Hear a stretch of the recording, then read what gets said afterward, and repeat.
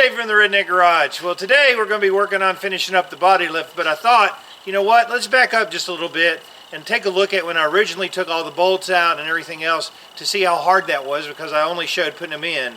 If you're doing a body lift, you're going to have to remove bolts. Now, when you see the video clip that's coming up, you'll notice that it's a different cab and a different frame. I didn't use either one of those, so what a huge waste of time.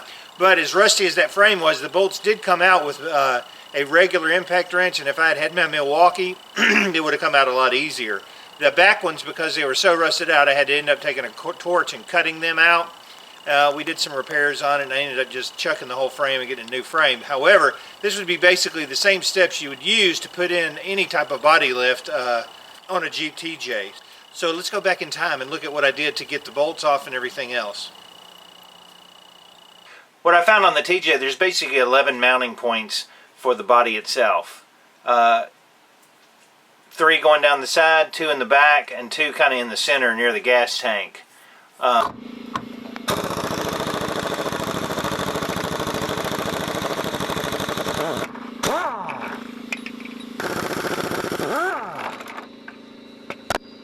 was really surprised that all the mounting bolts came off with minimal effort, just an impact wrench and maybe breaking it loose a little bit with a breaker bar, except for the 2 rear ones, which were too rusted up. I'm going to have to probably cut those out with a torch.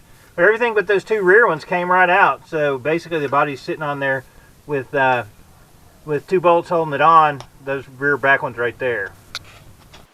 The ones going down the side and this one right here next to the gas tank all came out with an impact wrench. I didn't have to do anything else extra to them.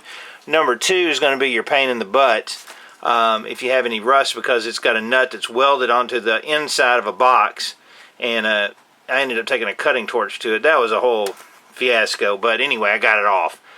So we're going to be lifting up the body to start putting in the bushings.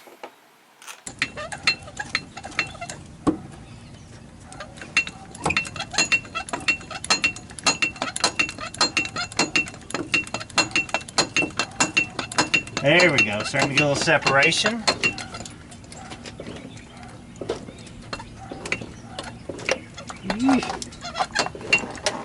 Scary. What's scary?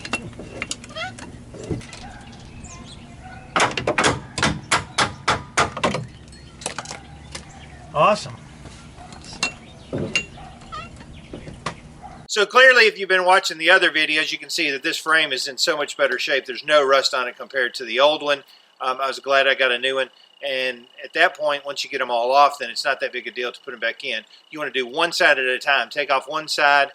You can loosen the other side, just get them all a little bit loose, but don't take them out, because that's really going to keep you stable and keep the cab from shifting as you're putting in one side. Then you go do the other side. Don't take them all out, because that would be bad.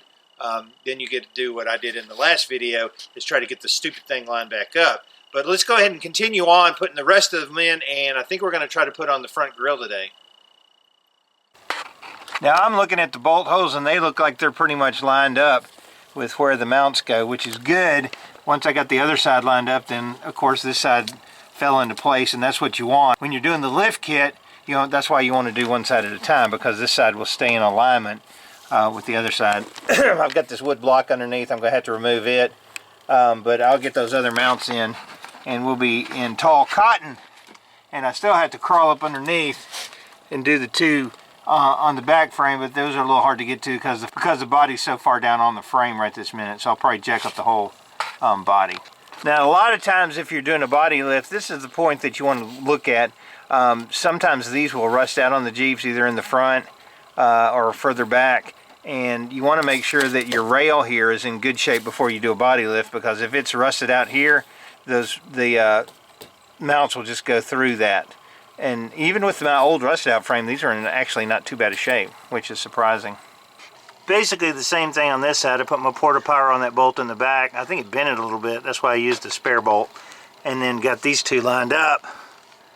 Thought I had it lined up. That one's not completely lined up. I'm going to have to go back and fix that.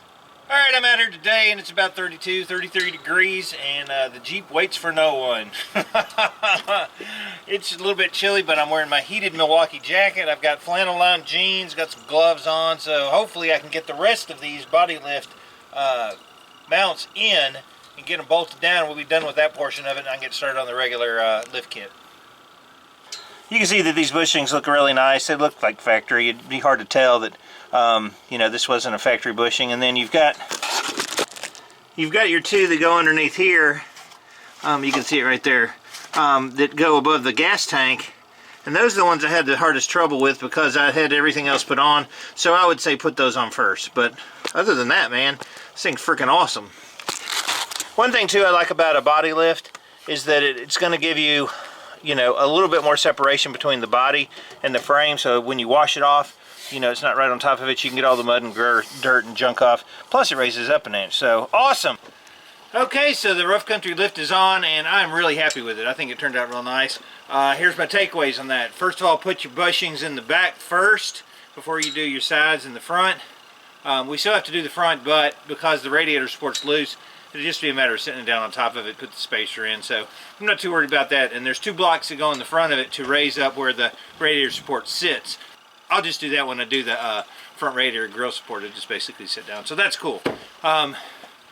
Two, a porta power is invaluably helpful in doing stuff like this because I was able to, in the back, put the jaws in between and kind of spread it where I put those back bushings in. This one was a little bit more difficult than maybe yours would be because the cab was just sitting on there just completely loose, just like sitting on top. So I had to get everything lined up. So that took a little bit more time and it was a little bit more frustrating. And third, if you're going to use a farm jack, they're incredibly handy to have. They're good to get you out of a jam, but they're incredibly dangerous. So just be super careful with those because if you don't have a good grip on it, it can come up and hit you in the head or eye or, you know, hit your brother. And then you may not matter, but you know. Just be careful with the farm jack, let me tell you. So anyway, the RC607 rough country lift is freaking awesome. The urethane is going to give a lot more cushion than, say, like the hockey puck solid plastic style, which is just basically a lifter. So I'm very, very happy with it. Awesome. Next thing we'll be doing is probably, I'm either going to do the back lift kit, raise it up and try to get the springs and everything underneath, or gas tank, one or the other, or both. Both would be good, right? Anyway, I'm going to get in, get some coffee, warm my hands up. It is a little bit cold out here. I'm Davey from the Redneck Garage. Keep turning wrenches.